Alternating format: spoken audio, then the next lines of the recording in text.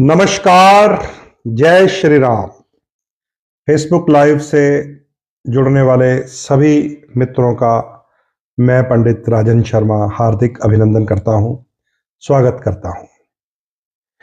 प्रिय मित्रों, ग्रह गोचर जैसे ही कोई अपना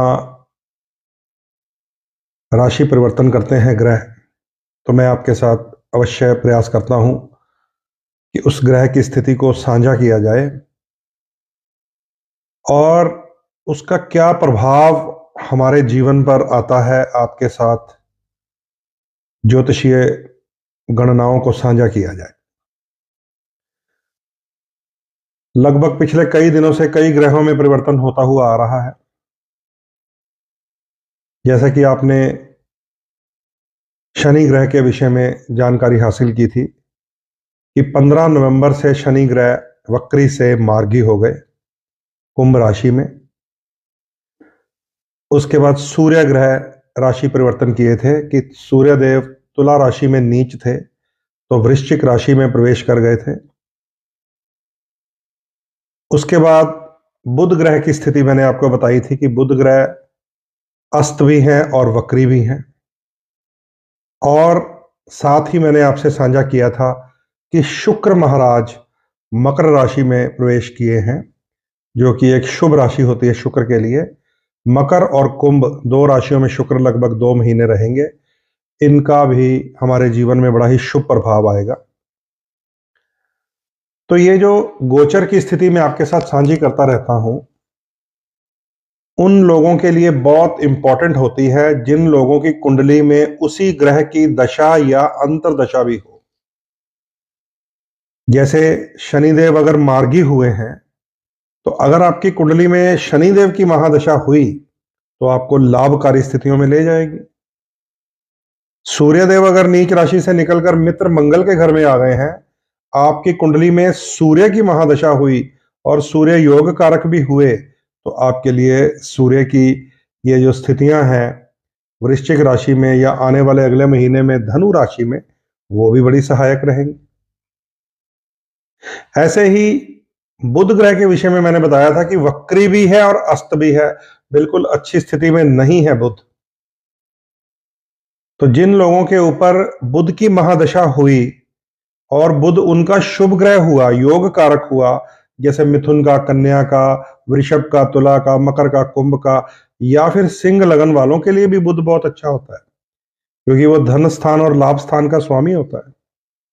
अगर आपकी बुध की महादशा हुई और बुध ग्रह वक्री भी है और अस्त भी है, यानी कि कमजोर है, पावरलेस है, तो आपके ऊपर उसका कोई ना कोई नकारात्मक प्रभाव आ सकता है। इसी तरह गुरु ग्रह के विषय में भी मैंने आपसे जानकारी साझी की थी कि गुरु ग्रह भी वृष राशि में वक्री अवस्था में है। लगभग बृहस्पति 4 फरवरी 2025 तक वक्री रहेंगे। तो देवगुरु बृहस्पति की दशा अगर हमारी कुंडली में हुई और हमारा योग कारक है बृहस्पति, जैसे देव लगन की कुंडलियां होती हैं, उनके लिए गुरु ग्रह शुभ ग्रह माना जाता है, लेकिन वक्री होने के कारण पावरलेस माना जाता है। क्योंकि जब वक्री होता है ग्रह तो उसकी एनर्जी पृथ्वी की ग्रेविटी की तरफ नहीं आती है, वो ऊपर ब्रह्मांड की तरफ जाती है। तो नीचे से उल्टा पीली चीजें उछलती हैं, जैसे सोने का भाव उछला पड़ा है। तो जिन पे गुरु की महादशा चल रही हुई, उन्हें इन दिनों में महसूस होगा कि उनके जो कार्य हैं वो इतनी तेजी से फल फूल नहीं रहे हैं। इसलिए जब भी आपके साथ किसी भी ग्रह का गोचर साझा करता हूं मैं, कि चाहे वो शुभ गोचर हो चाहे वो अशुभ गोचर हो, अशुभ जैसे मैंने बताया कोई वक्री हो जाए, अस्त हो जाए, नीच हो जाए, या शुभ जैसे मैंने बताया कि शुक्र शुभ रहेगा अब 60 दिन के लिए, तो ध्यान से समझ लीजिए उसका पूर्ण फल जो मैं यहां से बता रहा होता हूं बैठकर, उन लोगों को अवश्य मिल जाता है जिनकी कुंडलियों में उसी ग्रह की महादशा या फिर अंतरा भी चल रहा हो, अंतरदशा जिसे हम हमारी ज्योतिष की भाषा में कहते हैं। तो ये चीजें देखने वाली हैं। कैमरा थोड़ा सेट कर लो। तो आज जिस ग्रह की बात करेंगे वो है मंगल ग्रह। मंगल ग्रह कर्क राशि में भ्रमण कर रहे हैं। कर्क राशि में मंगल ग्रह नीच माने जाते हैं और साथ ही मंगल ग्रह 7 तारीख से दिसंबर की वक्री भी हो जाएंगे, नीच भी और वक्री भी। इस ग्रह की आज स्थितियों के ऊपर चर्चा करेंगे। वो लोग विशेष तौर पर इस ग्रह की स्थितियों को समझें जिनकी कुंडलियों में दशा या अंतरदशा मंगल की चल रही है, जिनकी कुंडलियों के लिए योग कारक मंगल ग्रह है, जैसे मेष लग्न और वृश्चिक लग्न। ध्यान से सुनिएगा, यहां मैं किसी चंद्र राशि की बात नहीं कर रहा हूं। मेष लगन या वृश्चिक लगन, जैसे मैं स्वयं 8 नंबर वृश्चिक लगन ही हूं, तो मंगल हमारे लिए योग कारक है क्योंकि हमारे तो लगन का स्वामी है। ऐसे ही कर्क लगन और सिंह लगन, धनु लगन और मीन लगन, ये तो देव श्रेणी के लगन होते हैं। इनके लिए मंगल एक शुभ ग्रह होता है, योग कारक होता है। इसलिए हमारा देव लगन वालों का शुभ योग कारक ग्रह नीच राशि में भी है और वक्री अवस्था में भी जाने वाला है।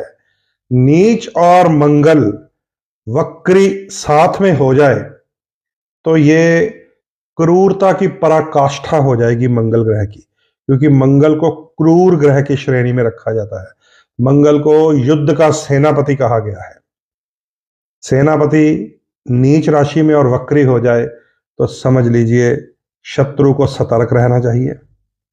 और जिनके लिए योग कारक है उनका शुभ ग्रह कमजोर हो गया है। अब आपको मैं प्रयास करूंगा आज इस बात को समझाने का कि किनके लिए इस ग्रह का प्रभाव क्रूरता से नेगेटिव आएगा और किनके लिए इस ग्रह का प्रभाव, मंगल की बात कर रहा हूं, शुभ होकर कमजोरी फील करेंगे हम लोग अपनी एनर्जी में।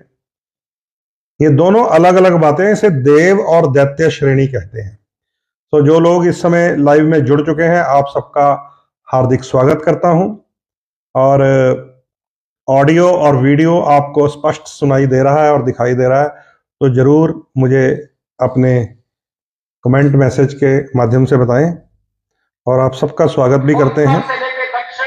हम अपनी आवाज में खुद भी सुन लेता हूं क्योंकि यहां से थोड़ा मैं स्वयं को देख लूंगा तो मुझे भी तसल्ली हो जाएगी कि सही आ रही है वीडियो और ऑडियो।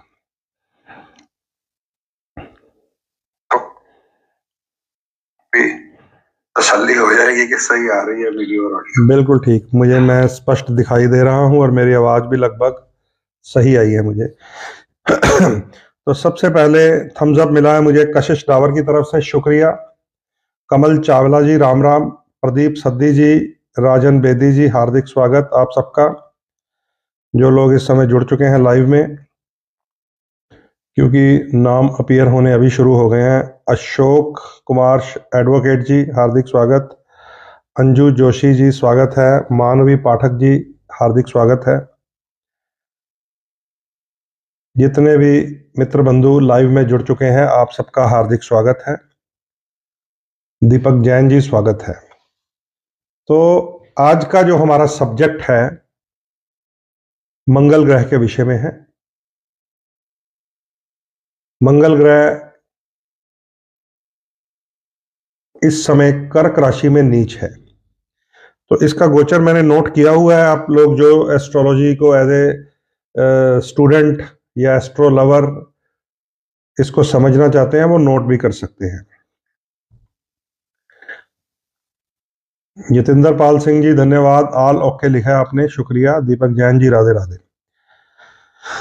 21 अक्टूबर को ध्यान से अब समझ लीजिए, मंगल ग्रह कर्क राशि में नीच हो गए थे 21 अक्टूबर को। और मंगल ग्रह अमूमन तो 40 दिन का गोचर होता है एक राशि में उनका, कि चलो नीच हो गए हैं या वक्री हो गए हैं, 40 दिन बाद अगले घर में ये चले ही जाएंगे।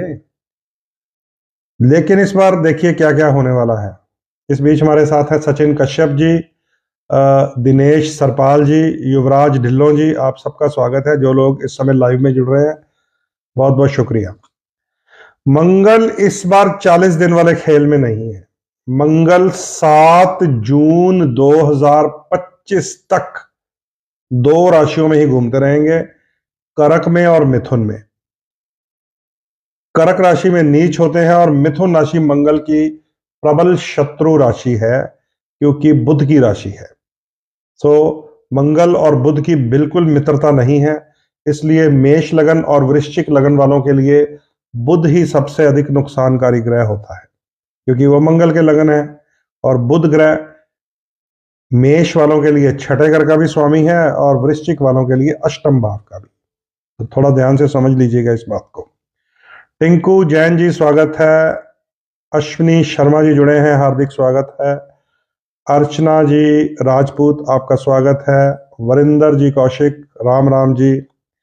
नवनीत कुमार जी हार्दिक स्वागत है आपका, आशीर्वाद है आपको। अशोक सचदेवा जी जय माता दी। संयम शर्मा जी हार्दिक स्वागत। तो जितने लोग अभी लेट जुड़े हैं उनको मैं बता देता हूं कि आज मंगल ग्रह के विषय में बात करने जा रहे हैं, जो ग्रहों का सेनापति है, अग्निकारी है, पित्त प्रवृत्ति होती है, हीट जिसके अंदर है, पित्त कहते हैं उसको। तो मंगल की बात करेंगे। नीरू शर्मा जी जय सिया राम। गगन गौतम जी राम राम। गौरव बाहरी जी जय श्री राम। रितु पटेल जी राम राम, सबका स्वागत है। निर्मल कटारिया जी राम राम। सोनू गर्चा जी जय श्री राम।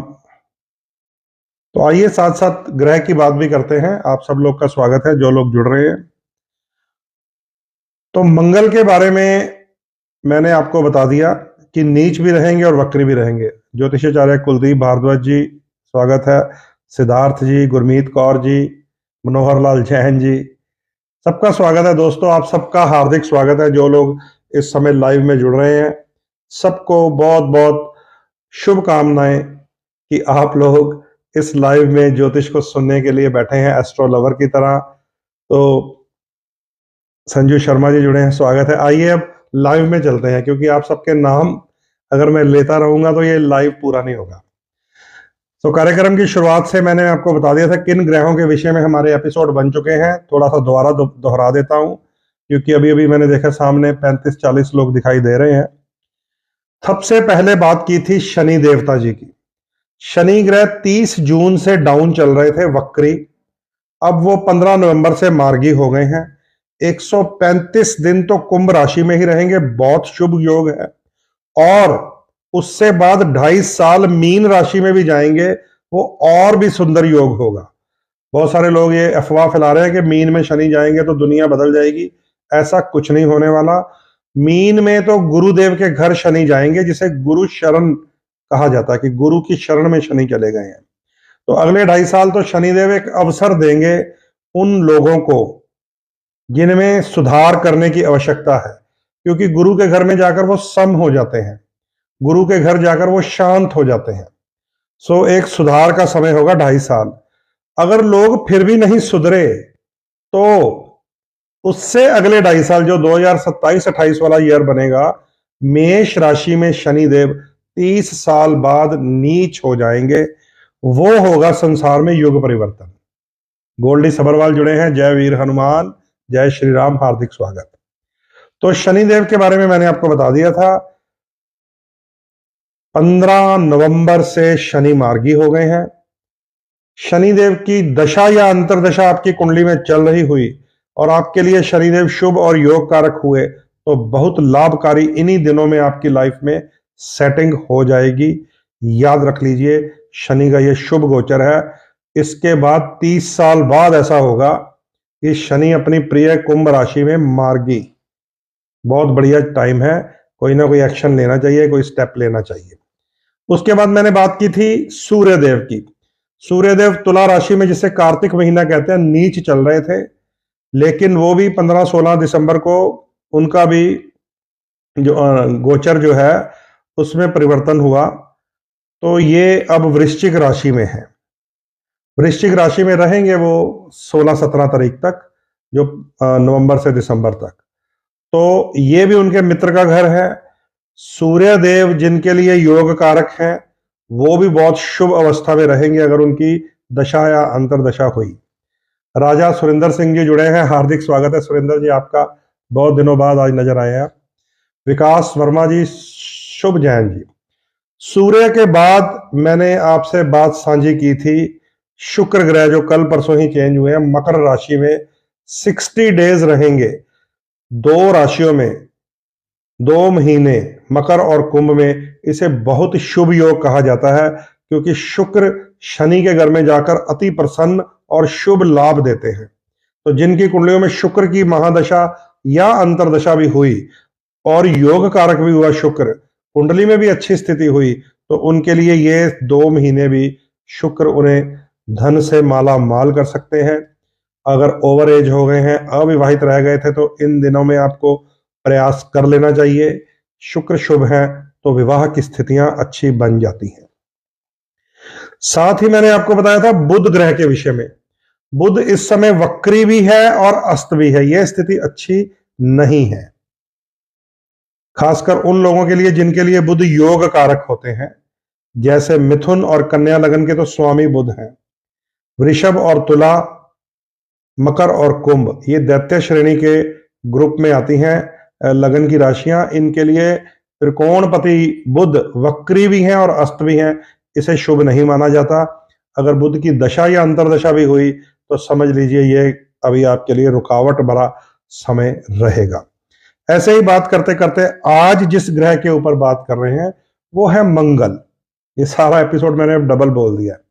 तो मंगल ग्रह नीच अवस्था में है, 21 अक्टूबर से कर्क राशि में नीच अवस्था में।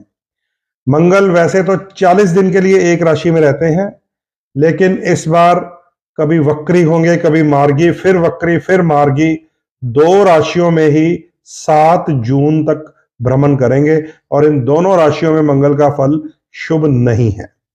नोट कर लीजिए, 21 अक्टूबर से लेकर 7 जून तक मंगल 2 राशियां मिथुन और कर्क में शुभ फलकारी नहीं है। इसलिए जिन लोगों की कुंडली में महादशा या अंतरदशा जिसको कहते हैं मंगल ग्रह का हुआ, उन्हें थोड़ा सा सतर्क रहना पड़ेगा। जिनके लिए योग कारक है मंगल स्वयं, जैसे मैं हूं वृश्चिक लगन या मेष लगन, हमारे लगन का स्वामी है, हमारे लिए भी थोड़ी एनर्जी में कमी आ सकती है। सिंह लगन के लिए मंगल बड़ा कीमती ग्रह होता है, वक्री होने लगा 7 तारीख को। कर्क लगन के लिए तो राजयोग कारक मंगल होता है, वक्री होने लगा है, लगन में ही उनके नीच भी है। धनु और मीन बृहस्पति के लगन के लिए भी मंगल बहुत ही शुभ ग्रह होता है, योग कारक होता है, लेकिन अब वक्री भी है और नीच भी है। ऐसी स्थिति में मंगल ग्रह का प्रभाव हमें मिलने वाला है। मंगल 7 जून तक मैंने आपको बता दिया खराब रहेंगे नीच अवस्था में। वक्री कब तक रहेंगे ये आप समझ लीजिए। 6 दिसंबर की अर्धरात्रि यानी कि जो 7 तारीख आप सुबह उठेंगे तो आपको मंगल नीच होकर वक्री मिलेंगे। तो 7 दिसंबर से लेकर 24 फरवरी 2025 तक मंगल अब वक्री भी रहेंगे। तो इस समय एक ही समय में 3 ग्रह वक्री मिलेंगे। गुरु वक्री 4 फरवरी तक, ये भी शुभ नहीं है। बुध वक्री 15 दिसंबर तक, ये भी ज्यादा अच्छा नहीं है। और मंगल वक्री मैंने अभी अभी आपको बता दिया है 24 फरवरी तक, नीच भी है साथ में, ये भी ज्यादा अच्छा नहीं होता। और ये सारा खेल दशा और अंतरदशा के साथ भी जुड़ा हुआ है। जिन लोगों की दशा में मंगल नहीं है उन्हें ज्यादा इसके ऊपर सोचने की भी जरूरत नहीं है, क्योंकि उनकी जो दशा चल रही होगी उस ग्रह की जानकारी ज्यादा लें तो आपको बेटर है। लेकिन मंगल क्योंकि कुछ घरों के स्वामी होकर डाउन अवस्था में जाएंगे, वहां पर प्रभाव जरूर मिलेगा आपको, वो मैं जरूर आपको बता दूंगा। ठीक है। सो मंगल क्रूर ग्रह माना जाता है। क्रूर क्योंकि अग्निकारी ग्रह है, क्रोध का स्वामी है, क्रोध का गुस्सा होता है मंगल के अंदर बहुत ज्यादा, इसीलिए इसे देवताओं का सेनापति भी कहा गया है।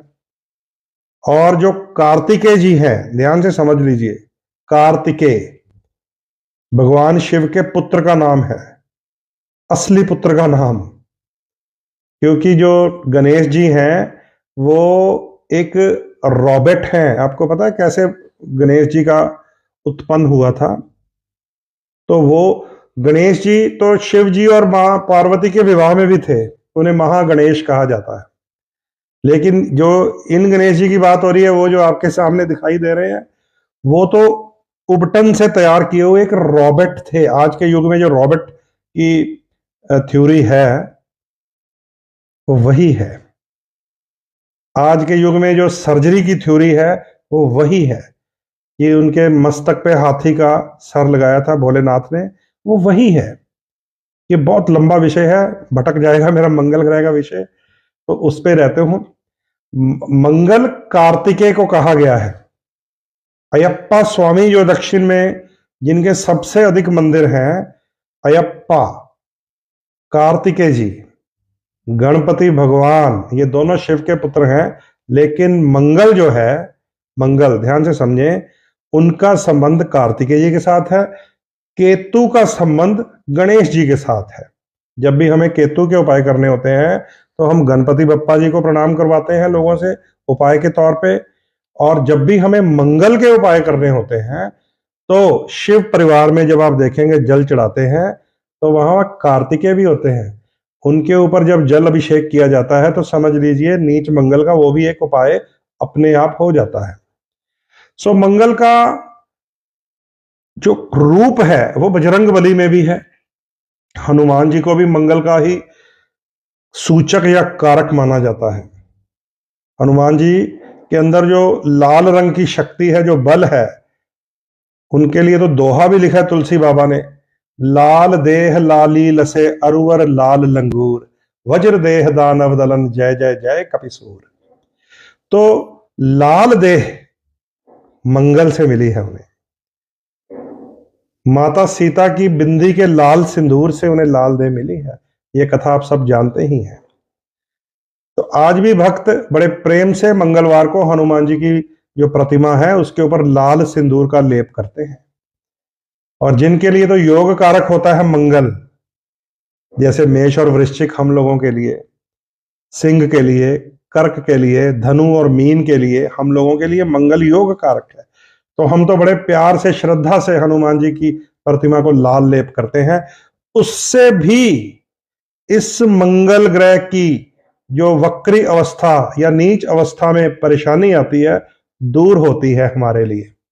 इनके लिए देव श्रेणी वाले के लिए। और जो शिव परिवार में कार्तिक जी हैं, जब जल चढ़ता है शिवलिंग पे तो साथ ही कार्तिक पे भी तो चढ़ता है ना। वो जो कार्तिक महाराज को शांत किया जाता है, वो दैत्य श्रेणी के जो लोग होते हैं उनके लिए एक ऑटोमेटिक उपाय है, अपने आप वो एक उपाय हो जाता है कि क्योंकि दो तरह के लग्न हैं, देव और दैत्य। दैत्य श्रेणी वालों के लिए मंगल क्रूर है, क्रोधी है। देव श्रेणी वालों के लिए मंगल शुभ है, योग कारक है, लेकिन कमजोर हो जाते हैं जब वक्री या नीच होते हैं। दोनों स्थितियां अलग अलग है। तो इसको मैं धीरे धीरे आपके साथ बातें साझी करता जाऊंगा। होपफुली आपको समझ आ रही है ये बात, क्योंकि इसमें मैंने आपको चुपके से उपाय बता दिए हैं कि देव श्रेणी वालों को हनुमान जी की प्रतिमा को लाल सिंदूर का लेप, हनुमान जी को लाल चोला, लाल झंडा, गुड़ का प्रसाद, कुछ भी रेड चीजें बजरंग बली को चढ़ाएंगे जब देव श्रेणी के लोग, तो मंगल की ये जो कमजोरी आ गई है नीच और वक्री होने से, वो फिर से कायम हो जाती है। समझ आ गई होगी आपको बात। और कार्तिकेय पर जब जलाभिषेक हो जाता है तो वो शांत होते हैं। किनके लिए? मकर और कुंभ के लिए, वृषभ और तुला के लिए, मिथुन और कन्या के लिए।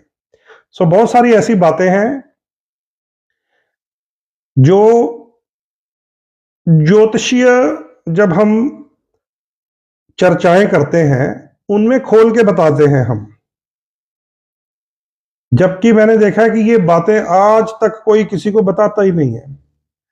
कितनी इंपॉर्टेंट बात है, कितनी जरूरी बात है कि किसके लिए मंगल को मजबूत करना चाहिए, किसके लिए शांत करना चाहिए, तब जाकर हमें उपाय का लाभ होता है। अन्यथा होता ही नहीं है, उल्टा भी पड़ जाता है कभी कभी। कई लोगों के लिए तो शत्रु ग्रह होगा मंगल, मैं आपको अभी बता सकता हूं कौन कौन से लगन है जिनके लिए मंगल अगर भड़क जाए तो उनके जीवन में परेशानी आ जाती है, और वही अगर उसको स्ट्रांग कर बैठे तो समझ लीजिए खराब हो जाएंगे। उन्हें तो शांत करना चाहिए।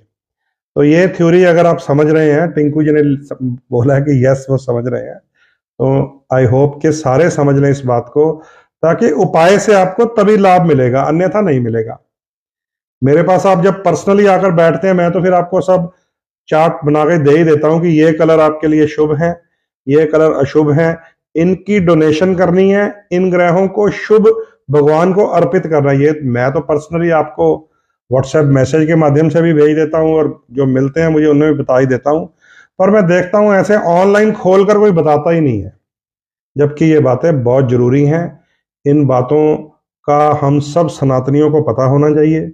ये एक रेमेडीज थ्योरी होती है, जो हमारे एक मंदिर के अंदर जब हम चले जाते हैं, वहां पर अलग अलग देवी देवताओं की प्रतिमाएं होती हैं। प्रणाम करने में किसी को कोई हर्ज नहीं है, सबको प्रणाम करते हुए जाइए। लेकिन जब एस्ट्रोलॉजिकली यूज करना है उसका, अगर सही ढंग से कर लिया तो तुरंत काम बनने लग जाते हैं, तुरंत जो हमारी रुकावट है वो दूर होने लग जाती है। कुंडली हमें निर्देश देती है। अगर हमारी कुंडली में कोई जन्म से दोष लगा हो, उसकी पहले शांति पूजा करवानी चाहिए। उसके बाद इन ग्रहों के कलर थेरेपी के अकॉर्डिंग प्लस माइनस की रेमेडीज करनी चाहिए, तब जाकर फर्क पड़ता है। अन्यथा कुंडली में तो पितृदोष होता है, सर्प दोष होता है, गुरु चंडाल दोष होता है, राहु केतु बैठ के श्राप लगा रहे होते हैं, वो भी हमारे कार्य पूर्ण नहीं होने देते। तो सबसे पहला तो काम हम वही करवाते हैं कि कुंडली की सफाई की जाए, न्यूट्रल किया जाए कुंडली को। तो ये बातें मैं बार बार अब आपको बताने लग गया हूं, इसलिए हर एपिसोड में बता देता हूं कि रेमेडीज का फायदा ही तभी होगा जब कुंडली नीट एंड क्लीन न्यूट्रल होगी। कुंडली में लगे हुए दोष, खासकर कोई भी ग्रह राहु या केतु के साथ टच हुआ हो, वो दोष ही होता है। असल में वही पितृदोष होता है, वही हमारे पूर्व जन्म का वो कर्म होता है जिसे हमें इस जन्म में सुधार करना होता है अपने अंदर, उसी को तो न्यूट्रल करना होता है। तब जाकर ये जो रतन हम लोग पहन लेते हैं, हम लोग उपाय करते हैं, हम लोग कोई पूजन करते हैं, यज्ञ करते हैं, उसका असर तब मिलता है जब कुंडली न्यूट्रल होती है। तो ये बार बार मैं इसीलिए बताता हूं कि बहुत सारे लोग कई बार परेशान हो जाते हैं कि मैंने ये भी किया वो भी किया, क्योंकि थ्योरी नहीं पता होती है आप लोगों को। ठीक है, चलिए वापस आते हैं मंगल ग्रह की स्थिति पे। मंगल ग्रह 7 दिसंबर से लेकर 24 फरवरी तक वक्री भी हो जाएंगे और नीच भी रहेंगे। यही मंगल कर्क राशि में वक्री यानी कि उल्टे चलते हुए पिछली राशि में भी चले जाएंगे। 21 जनवरी को मिथुन राशि में चले जाएंगे। वहां पर ये और भी ज्यादा क्रूर हो जाएंगे, क्योंकि मिथुन राशि तो बुध ग्रह की राशि होती है, जिसके साथ बिल्कुल दोस्ती नहीं होती मंगल की। 21 जनवरी से लेकर 2 अप्रैल तक मंगल मिथुन राशि में ही रहेंगे उल्टा चलते हुए। 2 अप्रैल को फिर से मार्गी हो जाएंगे सीधा, मिथुन राशि से सीधा चलते चलते फिर वो कर्क राशि में प्रवेश कर जाएंगे, फिर से नीच हो जाएंगे। फिर 2 अप्रैल से लेकर 7 जून तक फिर से कर्क राशि में नीच हो जाएंगे। इसीलिए मैंने ओवरऑल ही बोल दिया था कि 21 अक्टूबर से लेकर 7 जून तक मंगल का प्रभाव इस बार शुभ नहीं है। थोड़ा सा हम सबको सतर्क रहना चाहिए। मैंने आपको यह भी समझा दिया है कि देव ग्रुप वालों के लिए मंगल एक शुभ ग्रह होते हैं, लेकिन कमजोर हो जाते हैं। दैत्य ग्रुप वालों के लिए मंगल क्रूर ग्रह होते हैं, नुकसान कर देते हैं। थोड़ा सा इस बात को जरूर समझ लीजिएगा। तो जब भी आपको मैं उपाय बताऊं तो आप समझिएगा, जब देव ग्रुप और दैत्य ग्रुप का मैं वर्ड इस्तेमाल करूंगा तो आपको पता चलेगा कि किसको मंगल मजबूत करके फायदा होना है, किसको मंगल की डोनेशन करके फायदा होना है, ये भी आपको बताऊंगा मैं साथ साथ। आइए अब मंगल के बारे में लगन के अकॉर्डिंग भी आपसे बातें कर लें। आज मैं इसको जल्दी ही लगन पे ले आया हूं, क्योंकि फिर 2-2 घंटे का लाइव हो जाता है। अच्छा, मंगल की दिशा है दक्षिण दिशा, ये भी समझ लीजिए। कई लोग साउथ फेस घर में रहते हैं, लेकिन इस पूरी सोसाइटी में एक वहम बना हुआ है कि साउथ का जो घर होता है वो अच्छा नहीं होता, दक्षिण दिशा का। अब इसको एक और सीक्रेट मैं आपको बताने लगा हूं। साउथ का घर हो और मंगल उच्च हो, योग कारक हो, उससे बढ़िया कुछ भी नहीं होता। ध्यान से इन बातों को समझ लीजिए, क्योंकि आपने पिछले 50 साल में यही सुना होगा कि दक्षिण दिशा का घर जो है वो सबसे खराब है, दक्षिण दिशा में बीमारियां, दक्षिण दिशा में कोर्ट केस, दक्षिण दिशा में जाकर लोग सुसाइड कर जाते हैं। करते होंगे,